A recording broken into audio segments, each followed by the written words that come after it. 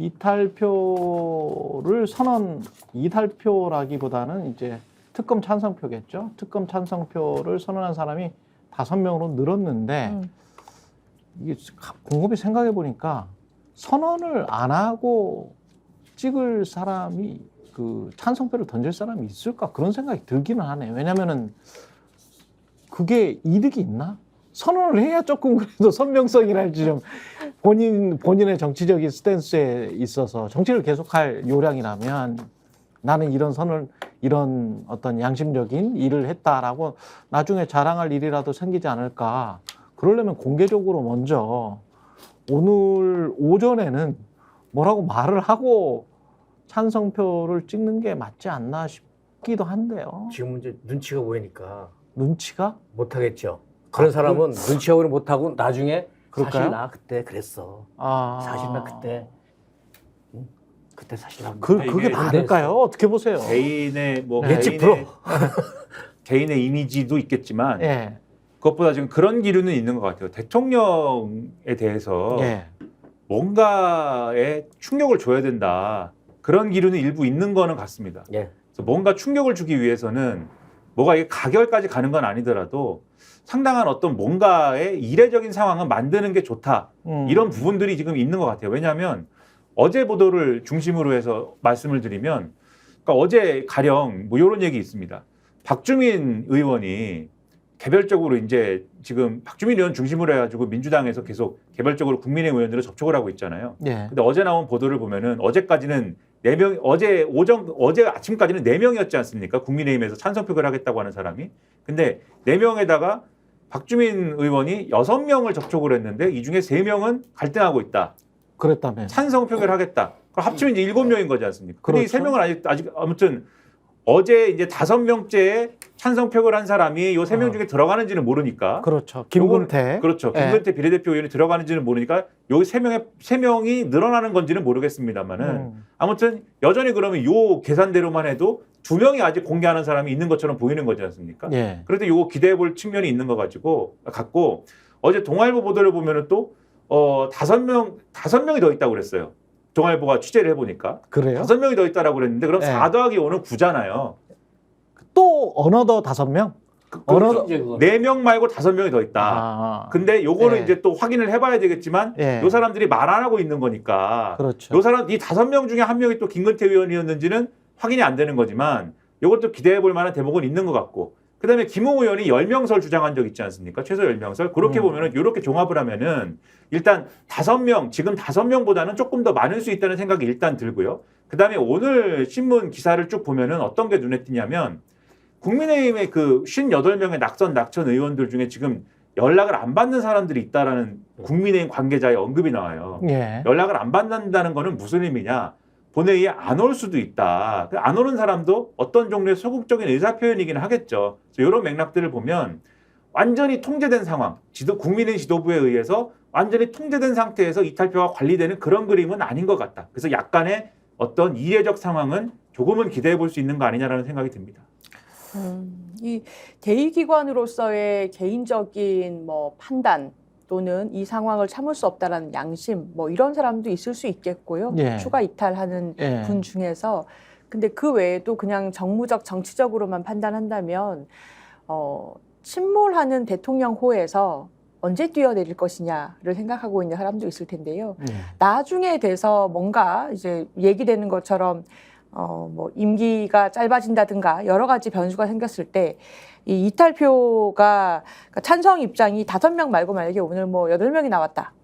3명 중에 1명이 사실 나였어. 예. 라고 나중에 나설 수도 있지 않을까. 그런 생각이 듭니다. 근데 만약에 이런 생각도 드네요. 이미 알려진 사람들이 차례차례 커밍아웃을 하는 게 아닌가 그런 생각도 들고요. 왜냐하면은 5명 정도는 기자들이 열심히 취재를 해서 그리고 의원실 뭐 돌아다니다 보면 저 사람이 요새 조금 좀 그래라고 해서 계속 이제 추궁을 하다가 그 사람이 이제 이 이야기를 하고 기자한테 이미 이야기할 바에야 본인이 선언하는 게 훨씬 더 낫겠다 정치적으로 그렇게 해서 이제 판단해서 이야기하는 분들이 많을 것도 같고 근데 이미 알려지지 않은 사람들을 대통령실이나 당 지도부가 관리할 수 있는 방법은 있습니까? 무기명 투표인데 제가 관리할 수 있는 방법이 아무리 뭐 공공기관장 90개를 갖다 준다고 하더라도 이게 보수 정당하고 저 진보 정당하고 좀 내부 어떤 뭐랄까 좀 다르잖아요, 성향이. 그렇죠. 그러니까 이쪽은 좀 일사불란하고 상명하고 이제 이런 조직 문화가 있지 않습니까? 그렇죠. 근데 지금은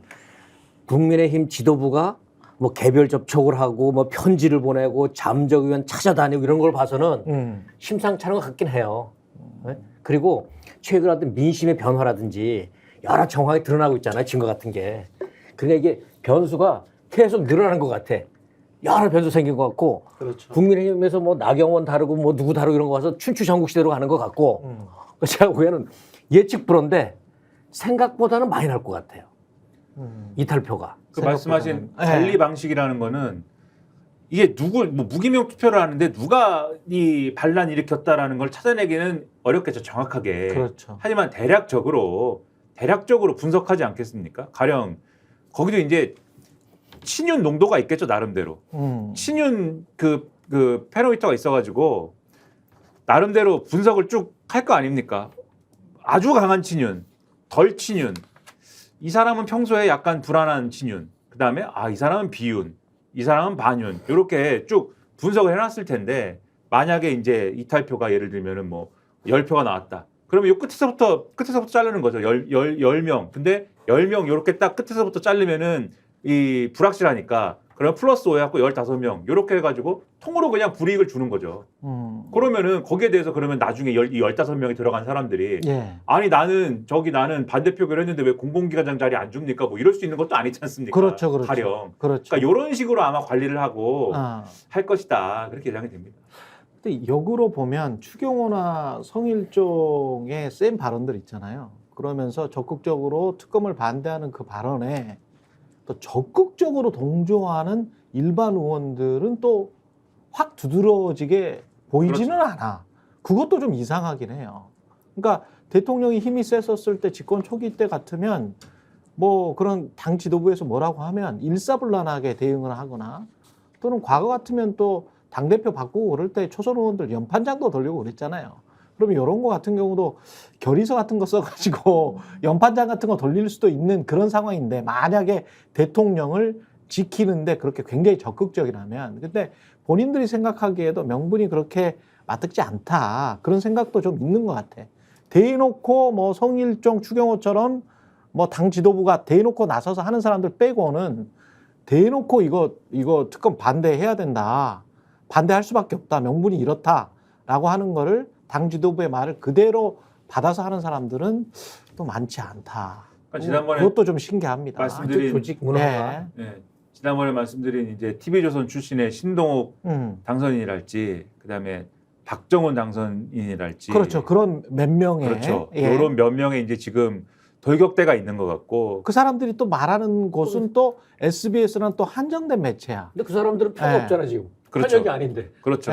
그런 돌격대들이 이제 어떤 여론의 역할을 하는 것, 여론 조성의 역할을 하는 것 같고, 그다음에 지금 비대위원을 하고 있는, 비대위에 들어가 있는 사람들, 뭐 전주의 의원이라든지 이런 사람들이, 지도부의 일원인 사람들이 이제 스피커 역할을 하는 것 같고, 나머지 사람들은 사실은 좀 지금 말씀하신 대로 큰 명분이 서지 않는 일이기 때문에, 그걸 알기 때문에 대략적으로는 좀 묻어가면서, 무기명 투표기 때문에 묻어가면서 좀 눈치를 보고 있는 그런 상황일 수밖에 없다, 이렇게 봐야 되겠죠. 그 표도 없는 홍준표 시장이 방방 뜨고요.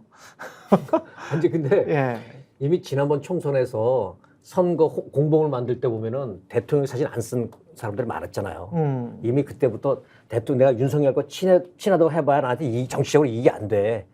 그러니까 그때부터 그랬는데, 그랬죠. 이미 지금은 그랬죠. 나는 윤석열과 헤어질 결심을 하거나 거리두기를 하거나 차별을 하거나, 이게 눈에 안 띄지 물밑에서 이렇게 싹 진행되고 있을 거고, 말은 안 하고 있지만 난 그게 나타날 것 같아요. 그거 관련해서 조금 이따 나경원이 이것도 거리두기 하는 것 같다는 그런 생각이 들거든요. 개헌에 관한 이야기도. 춘추전국으로 가는 것 같고요. 요번에 만약 부결되면, 부결된다고 여기서 끝나는 게 아니잖아요. 국민의힘은 아마 국민 욕 빠져야 될 거야, 아마. 그거는 뭐 공고의 적이 될 거예요. 확실하고. 그거 굉장히 부담스러울 거야, 그것도. 최상병 특검 이야기와 어떤 전국의 격동, 앞으로의 격동 상황을 이야기하기 전에 조금 더 구체적으로 들어가 보면, 지금 상황이 어떻게 보면 오히려 민주당한테 절호의 기회, 야권한테 절호의 기회일 수도 있는 게 낙천 의원들이 58명이나 된단 말이에요. 낙선 의원들이. 근데 생각을 해보니까 아까 뭐 신동욱 의원이나 이런 사람들 이야기도 했지만 새로 108명이 된 이 사람들은 그러면 어떤 요인이 있나? 그러니까 특검에 찬성을 할 요인이 있나? 그런 생각이 들어요. 그래서 오히려 지금 17표 나오는 게 더 빠르지 않나? 더 가능성이 있지 않나? 그런 생각도 들거든요. 22대로 넘기면 오히려 더 가능성이 낮아질 것 같다라는 생각도 들더라고요. 이 낙선 의원들 때문에. 어떻게 보십니까? 그 전망에 관해서는? 실제 민주당 내에서 예. 일부 의원들의 경우에는 그 얘기를 한다고 그러더라고요. 예. 그러니까 지금 말씀하신 대로 지금 사실 이 낙선한 사람들은 58명 중에 17명 찾는 게 오히려 쉽고 지금 막 국회에 들어가서 막 이 의기가 그렇죠. 충천돼 있는 이런 사람들 중에 8명 찾는 거는 쉽지 않을 수 있다. 그렇기 때문에 이번에 화력을 집중해야 된다. 이번에 정말 승부를 볼 각오로 열심히 설득해야 되지 않느냐. 그래서 이제 민주당 지도부가 움직이고 있는 것도 그래서일 텐데. 그런 것 같아요. 근데 결과적으로 요거는 뭐 어떻게 할 수 없는 변수지 않습니까? 그리고 22대 가보면 초반에는 그럴지 몰라요. 근데 22대 가자마자 바로 이제 뭐 최상병 특검법 땅 해가지고 또 처리할 수 있는 건 아니지 않습니까? 그렇죠. 새로운 절차를 또 거쳐야 되거든요. 예. 그러면 거의 이제 뭐 거의 1년 가까이 갈 건데 10개월 막 이렇게 갈 건데 그 과정에 22대 국회가 윤석열 대통령의 뜻대로 쭉 움직일 거냐? 그렇지도 않을 거예요. 사실 제가 볼 때는 다양한 별의별 일들이 다 일어날 거고요. 그 과정 거치고 나면 22대 국회도 아마 상당히 국민의힘 사람들도 이완될 걸로 보여서 제가 볼 때는 22대 국회 가도 8명 이탈시키고 뭐 하는 것도 그때 가서 똑같은 얘기를 우리가 진행을 해보면은 여전히 그렇게 뭐 희망이 없는 상황은 아닐 거다라고 저는 평론가로서는 그렇게 전망을 일단은 하고 그리고 이 상황에 영향을 미칠 만한 게 결국은 이번에 이탈표가 얼마나 나오느냐도 영향을 좀 미칠 거로 봅니다. 왜냐하면 전례라는 게 생기는 거잖아요. 가령 그렇죠. 지난번에 이게 거부권 행사해가지고 특검법을 돌아왔을 때 21대에서 처리한 걸 보니까 이탈표가 그래도 한 10표 나왔더라. 근데 22대에서는 지금 이탈표가 뭐 2표 나온다더라. 이러면은 비교되는 거지 않습니까? 그거는. 그 상황에 대한 또 평가가 있을 거거든요. 그런 점들을 종합적으로 고려하지 않을까 생각합니다. 변수가 많을 것 같은데 아까 TV조선 예. 신동욱 앵커 이번에 당선되지 않습니까? 예. 며칠 전에 그 얘기했을 거예요. 대통령 경로할 수도 있지. 나는 요번에 그 부담이 없잖아요. 지금은 표결할 사람이 아니니까. 예. 그런데 그 발언이 어떤 사람 신동욱 앵커는 사실 혜택 받은 거 아닌가요? 시혜를 받은 거지. 그냥 길 가다 그냥 죽은 거 아니에요? 금 뺐지? 근데 아니, 이런 사람들 때문에 본인이 노력했어요. 봄이 내려온다라고 했고. 그렇지. 예. 예? 아니 충분히 우리 저 언론계 용어로 충분히 빨았잖아요. 근데 예, 그 정도로 열심히 하셨으면 국민의힘에서 이번에 보답 받으실 만합니다. 낙천된 사람, 공천 못 받은 사람들은 신동욱 당선자님 화이팅. 그러니까 이게 국민의힘에서 예. 공천을 받지 못한 현역 의원들 있지 않습니까? 예. 그런 사람들 눈에는 이런 사람들이 예. 곱게 안 보이죠. 이런 사람들이 들어와서 내가 자리를 뺏겼잖아요. 근데 와서 편하게 말이야. 대통령이 경로도 할 수 있지 뭐 그러면은 이것도 하나 작은 변수지만 그렇죠. 그런 미묘한 감정 싸움이 있겠죠. 여러 가지 있을 겁니다. 저는 안에서. 오히려 네. 22대 때가 좀 가결 가능성, 그러니까 재의결 거부권도 행사하고 여러 지난한 과정을 거쳐서 네. 최상병 특검법이 다시 올라왔을 때 결국에는 가결될 가능성이 있다고 보고 있는데요. 예.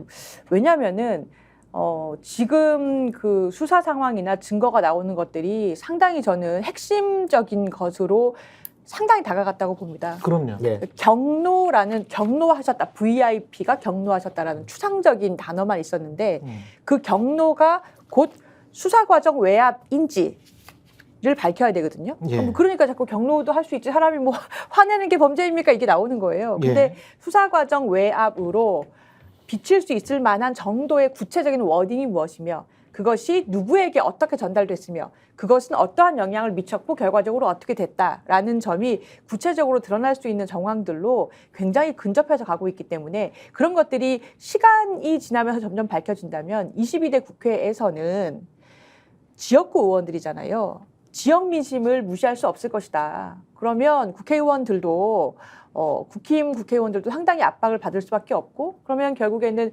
민심이나 여론이 악화가 되면서 어느 정도는 지금 말하는 소위 말하는 이탈표 양심에 따라서 투표하는 사람들이 늘 수밖에 없을 거다. 저는 그렇게 봐서 22대가 훨씬 가능성이 높지 않은가 이런 22대가. 생각입니다. 근데 이제 그 국민의힘 의원들이 이제 계속 알아야 할 거는 이 최상병 사건 같은 경우, 대통령실 외압 사건 같은 경우에는 수사 외압 사건 같은 경우는 뭐 이게 거의 아까 말씀하신 대로 거의 다 드러나 버린 거 아니에요. 지금 뭐 성일종이 무슨 경로도 못하냐 이 말 자체에서 이미 우리는 포기한 거다. 팩트에 대해서는 포기한 거다. 이거를 자인한 꼴밖에 더 되겠습니까? 자백했다라고들 해석을 하더라고요. 예. 맞아요. 경로한 게 문제냐라는 것은 이제 두 가지 문장으로 되어 있지 않습니까? 경로했다.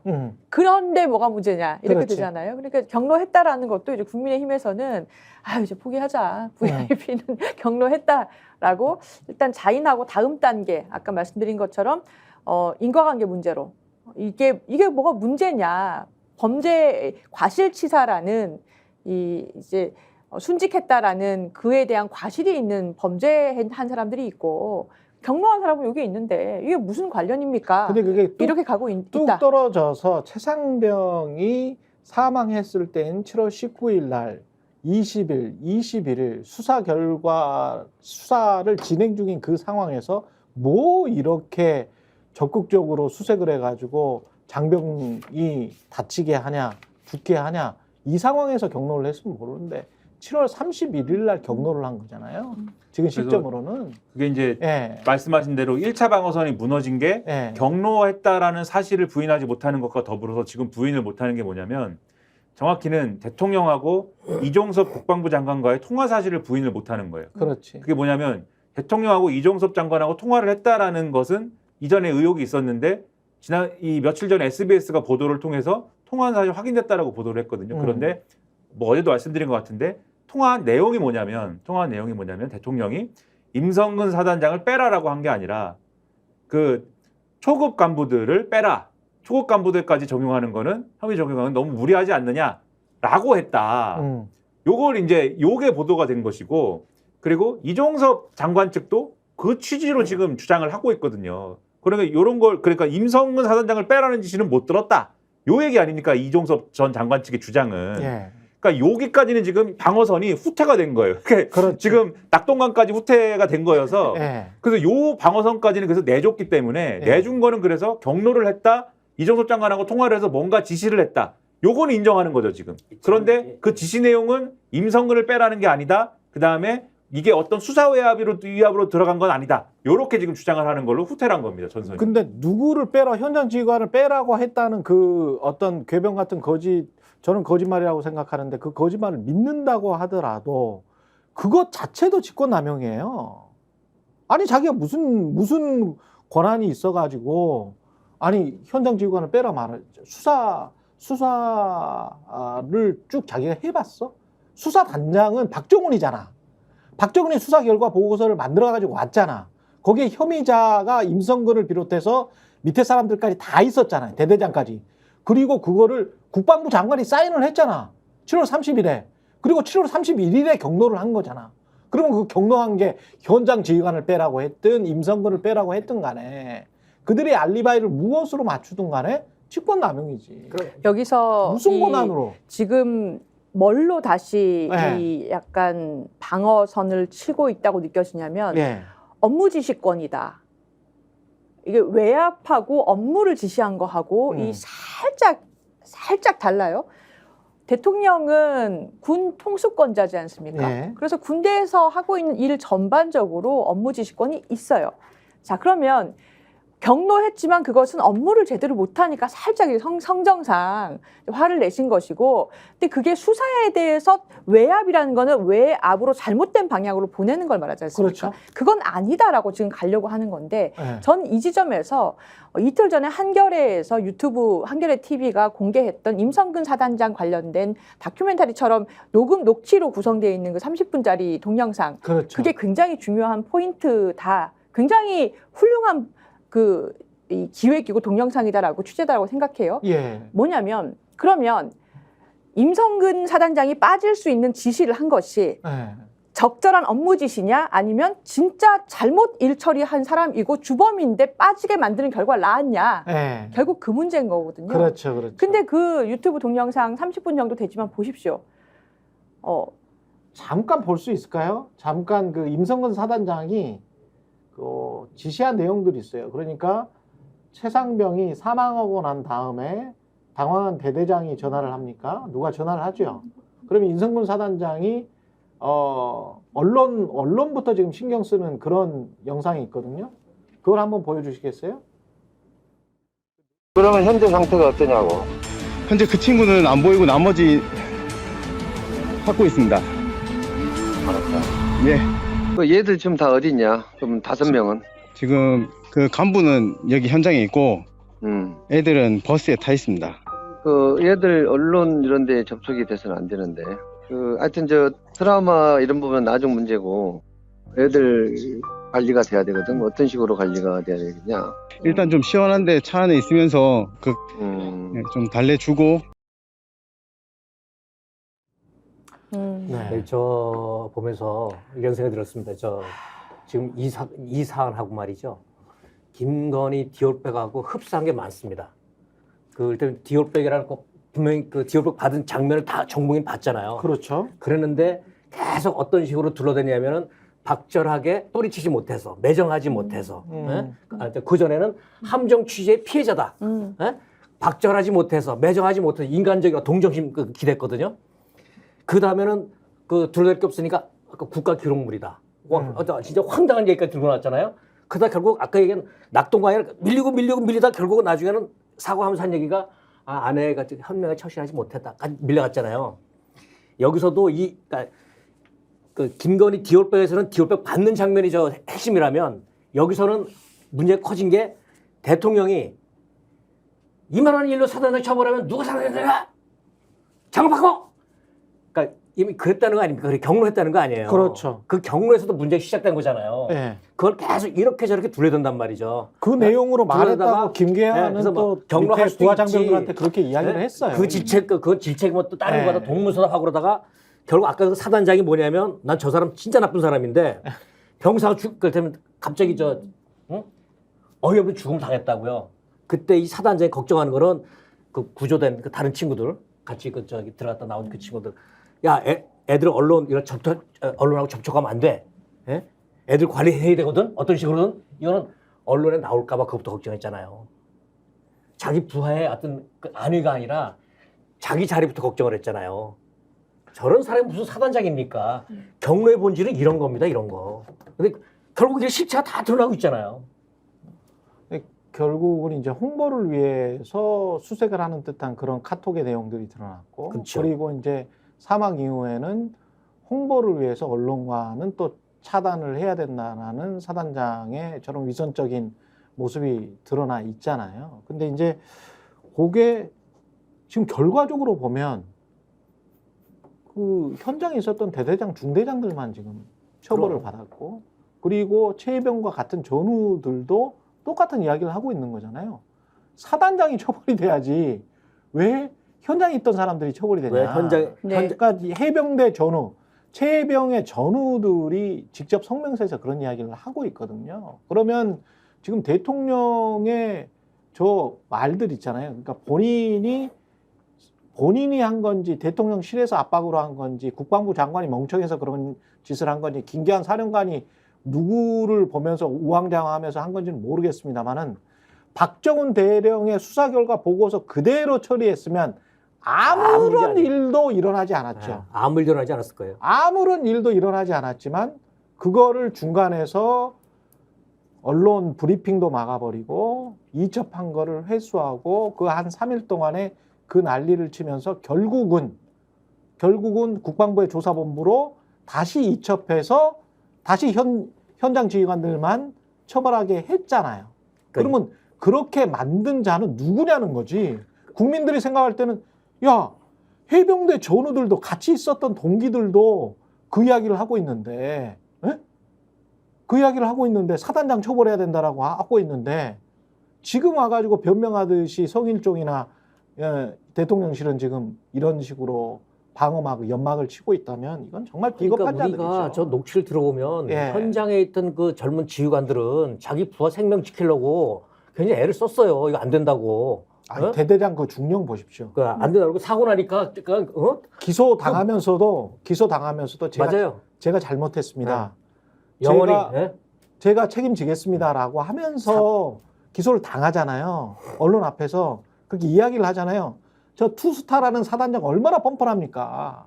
사단장이 언론 홍보를 하려고 하다 사고 났잖아요. 네. 사고 난 뒤에도 언론 홍보부터 걱정하잖아요. 네. 언론 누구를 위해서 했습니까? 군대를 위해서? 대한민국을 위해서?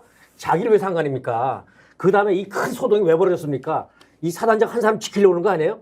임성훈 사단장이 얼마나 대단한 사람이길래 이게 이 소동을 겪어가면서 지켜야 되는 겁니까? 그러니까 제가 말씀드리려고 했던 것은 경로를 하지 않았어도요. 만약에 굉장히 그 명분이라고 하죠, 보통. 아유, 그렇지. 이런 일로 뭐 어느 수준까지를 처벌하면은 어떻게 지휘를 하겠나. 허허허허. 사단장은 뭐 어디 어쩌저쩌서 빼는 방향으로 가시지. 그렇죠. 이렇게 부드럽게 권유를 했다 손친들 네. 그래도 결국에 처벌받았어야 되는 사람이 처벌을 받지 않게 만드는 결과를 낳았다면 이것은 정당한 업무 지시가 아닌 거예요. 예. 결국 그런 결과를 가져왔고 그게 지금 후폭풍이 지금 나타나고 있지 않습니까? 그리고 이게 지금 갑자기 또 생각이 나는 텔레그램 내용이 있는데 그거하고도 안 맞아. 박진희 육군 준장 있잖아요. 국방부의 국방비서관과 김계한 사령관이 8월 1일에 서로 텔레그램 대화한 내용이 있어요. 그 텔레그램 대화 내용에 그때 당시에 국방비서관 국방부의 기조는 뭐였냐면 밑에 있는 현장 사람들은 처벌이고 위에는 징계예요. 그러니까 사단장 정도는 징계 정도로 가는 거야. 그 위에는 처벌이고. 근데 지금 와가지고 밑에 사람들을 빼달라고 했다라고 말하는 거는 8월 1일 날 그 텔레그램 구체적인 물증이 있는 서류 그것과도 말이 안 돼. 그러면 국방비서관은 국방장관 이야기를 듣는 사람인데 누구 말을 지금 들었던 거야 그러면? 그래서 예. 이 방어선의 의미를 다시 설명드리면 예. 2차 방어선, 아까 예. 1차 방어선은 깨졌지 않습니까? 낙동강. 네, 대통령실의 2차 방어선의 의미가 거기 있는 거예요. 대통령이 초급, 하급 이 부사관 내지는 장교는 지휘관들은 빼라고 하지 않았느냐. 근데 이행이 안 된 거잖아요, 결론적으로. 국방부 장관이 총 맞아서? 이행이 안 된 거지 않습니까? 예. 외압이 아닌 거죠. 외압이 작동한 적이 없는 거예요. 그래서 그러면 근데 요 논리대로 가면 예. 누군가는 그러면 지금 말씀하신 대로 예. 누군가는 이 외압이 아닌데 누군가는 어쨌든 이 결정을 했고 강행을 한 거야. 그렇죠. 박정훈이 옳았음에도 불구하고 그냥 강행을 한 거야. 자기 판단에 따라서. 그렇죠. 국방부 장관이나 김계한 사령관이. 그렇죠. 그런 논리를 대야 되는 건데 그런 논리에 맞는 정황이냐 과연 이게 그게 전혀 의문이고. 그렇지가 않은데. 그리고 예. 오늘 뭐 동아일보 사설 제목이 이 심경을 잘 나타내는 것 같아서 말씀드리면 대통령 경로한 게 죄냐고 그게 촉발한 모든 호들갑이 문제 이렇게 돼 있어요. 그러니까 거기서부터 시작됐다고 의심을 하는데 그게 지명지거든 거기가. 그렇죠. 그게 아니라고 얘기를 하려면 이 관련된 모든 사람들이 거기에 대해서 그게 아니라는 설명을 제대로 해야 되지 않습니까? 그러다 미꾸라지 같은 설명만 하거든요. 이종섭 전 장관이 뭐라고 합니까? 사실 이 모든 문제에서 다른 어떤 어젠가 그젠가 칼럼 보니까 거의 이종섭 장관이 안고 가야 된다라는 쪽의 칼럼도 있어요. 아. 보수 언론에. 예. 이거는 이종섭 장관이 안고 가야 되지 않을까? 이런 칼럼인데 그러니까 이종섭 장관이 근데 지금 뭐라고 하냐면 경로라는 것은 주관적인 것이고 나는 경로라고 느끼지 않았는데 경로라는 게 뭐지? 뭐 이렇게 얘기를 하잖아요. 예. 그러니까 이런 것들을 쟁점을 법적으로 방어하기 위해서 이 쟁점을 다 형해화시키는 거거든요. 근데 저는 자, 여기서 예. 말씀드리고 싶은 게 대통령도 그렇고 이 정권은 왜 나라를 다스리고 나라를 안정시키고 이게 뭔가 통치가 이루어지는 데에는 관심이 없고 지금 쭉 말씀드린 게 다 법적 방어 논리잖아요. 그렇죠. 변호사가 하는 논리지 않습니까? 그렇죠. 뭔가를 법적을 방어하는데 죄 나서가지고 그 법적 방어 논리만 여당도 그렇고 전직 장관도 그렇고 대통령도 그렇고 다 그 얘기만 다 하고 있으면서 아까 앞서 얘기한 중요한 현안이라든지 그게 연금이 됐든 오늘도 보니까는 본회의를 그래서 결국 특검에 대한 불만과 연금개혁에 대한 거부 때문에 본회의에서 아무것도 처리를 못할 것 같은데 그러면은 민생법안이나 이런 게 여러 가지가 있는데 민생법안은 왜 처리 안 해? 라고 하는 지적이 심지어 조선일보가 그 지적을 해요. 정부 여당을 향해서 민생법안은 처리해야 되지 않아? 그런 얘기가 나올 정도로 왜 국정원 다 팽개치고서 뭐 하는 겁니까 이게? 오늘 전세 사기 특별법도 안건으로 올라가 있습니다. 예. 전혀 지금 주목을 못 받는 상황이 돼버렸지 않습니까? 저 대통령 지키려고 저는 지켜보겠습니다. 대통령 지키려고 민생 법안을 다 포기하고 있는 거예요. 예. 이게 그 우리 대통령께서 군대를 갔다 오지 않으셔서 모르시나 본데 그 또래의 군대 갔다 온 사람들 이거 많이 합니다. 군대에서 옛날에 인명사고 나잖아요. 사람이 죽어서 병사들이 죽어서 그러면 그 완전 조작을 합니다. 그래서 가해자 피해자를 바꿔버리고 선각을 바꿔버려요. 이런 거 비일비재했었거든요. 그거 맞습니다. 그리고 그 임성근 사단장 이 양반 저 미군 카투사 출신입니다. 카투사 배운 거는 걔들 나 그때 알았는데 필드 매뉴얼 그 FM이잖아요. 딱딱 지킵니다. 규정대로 합니다. 이거 규정 안 지킨 거예요. 사단장이 그 가서 바둑판으로 어떻게 해. 내가 보기에는 이거 필드 매뉴얼 FM 안 지킨 거예요. 지금 아까 지켰으면 그런 사고 안 났습니다. 이종섭 장관 이야기 했잖아요. 근데 이종섭 장관이 이제 다 각종 혐의를 부인하면서 가장 강력하게 부인한 게 이첩된 서류를 수사결과 보고서, 박정훈의 수사결과 보고서를 회수하라고 지시는 안 했다는 거거든. 그러니까 이거는 직권남용이 어떤 행위에서의 직권남용이고 어떤 시점에서의 직권남용인가가 굉장히 중요하게 됐어요. 왜냐하면 이첩 보류까지는 자기도 인정을 한 거야. 그리고 국방부의 스탠스였어. 아까 박진희 육군 중장과 김규환 사령관의 텔레그램 내용을 보면 국방부의 스탠스는 8월 10일까지 이첩을 8월 10일이죠. 그렇죠? 8월 10일이죠. 8월 9일. 8월 10일까지 거기에는 10일이라고 나와 있습니다. 8월 10일까지 이첩을 보류했으면 좋겠다. 그 정도까지는 시간이 필요하다. 9일날 예. 대통령이 휴가 복귀해서 그렇죠. 업무에 복귀하기 때문에 그렇죠. 그때 장관이 보고해야 되기 때문에 그렇죠. 그때까지 보류하라고 그랬습니다. 그래 8월 9일 날인가 복귀할 때 또 국방회의인가가 또 있어요. 대통령실 일정표를 보니까 그래서 딱 아다리가 맞아. 그러니까 그게 일정이 딱 맞습니다. 그러니까 이제 국방부에서는 그 이야기를 한 거예요. 8월 10일 이야기를 했는데 그때 김규환 사령관이 계속 걱정하는 게 직권남용이거든요. 야 이거 잘못하면 너나 나나 장관이나 누구나 직권남용 될 수 있어. 수사단장은 유재훈 법무관리관이 개입하는 것을 부정적으로 꺼려하고 있는 것 같다는 것도 이미 8월 1일 날 국방부에서 감지를 하고 있습니다. 그러니까 박정훈 대령이 치고 나갈 수 있는 거는 나는 정당하게 행동을 했고 너희들이 여기서 개입하면 너희들은 수사 개입이고 직권남용이야라는 거를 암시를 합니다. 자기 상관한테. 그러니까 김규환 사령관은 그거를 그대로 국방부에 있는 국방비서관한테 전달을 해요. 그리고 그렇죠. 아예 8월 1일 날 예. 해병대 회의할 때 예. 해병대 회의할 때 박정훈 대령이 예. 그 문서를 갖고 갔다잖아요. 그렇죠. 이거 이대로 하시면 직권남용입니다. 그렇죠. 수사 외압입니다. 회의에서 직접 냈다는 거예요. 그 이야기를 해요. 그리고 그 이야기를 박정훈 대령이 한 통과 비슷한 이야기를 육군 중장한테 국방부 비서관한테 국방부에 있는 비서관한테 이야기를 합니다. 그거는 국방부 장관한테 이야기를 하라는 거잖아요. 쓰리스타가 해병대 사령관이 쓰리스타가 이야기를 원스타한테 이야기를 하는 거야. 그 국방부 장관 참모한테 야 이거 잘못하면 니들도 나도 다 직권남용 되는 거야. 이거 조심해야 돼. 이걸 구체적으로 이야기를 합니다. 이거 국민적 사안이고 유족한테 이미 이야기했고 야권이 이거 정치적으로 이용할 수도 있다. 이야기까지 다 합니다. 이야기까지 다 해요. 텔레그램에 다 나와. 게다가 이 사람이 우즈베키스탄 갔다가 돌아오잖아요. 우즈베키스탄에서 나는 이첩된 서류를 회수하라고 나는 지시하지 않았다. 라고 이종섭이 최근까지도 이야기를 하고 있잖아요. 그거는 이첩된 서류를 지시한 그 행위는 그건 직권남용이라는 걸 알고 있기 때문에 그래요. 그러면 이첩된 서류를 누가 도대체 회수하라 그런 거야? 해병대의 수사단장이 자기의 직권으로 이첩을 했어. 경북결창청에 도착을 했어. 그거를 누가 회수하라는 거야? 국방부 장관도 회수하라고 하지 않았다고 하는데 그럼 김규환이 회수하라고 한 거야? 아니잖아요. 이 사람은 위에 눈치 아래 눈치만 보면서 계속 7월 31일부터 8월 2일까지 눈치만 보고 있었던 사람이거든. 굉장히 비겁한 사람이야. 책임 안 지려고 하는 사람이거든요. 국방부 장관은 우즈베키스탄 가 있었어. 가 있으면서 케어한 사람은 임성근 사단장이야. 야, 사단장 그거 휴가 처리해. 휴가 처리하라는 의미는 야, 아직 이거 보직으로 완전히 그냥 이 사람 자르는 거 아니야. 그거 아니야. 지금 뭔가 있어. 그냥 홀딩 시켜 이 이야기잖아요. 휴가 처리하라는 거는.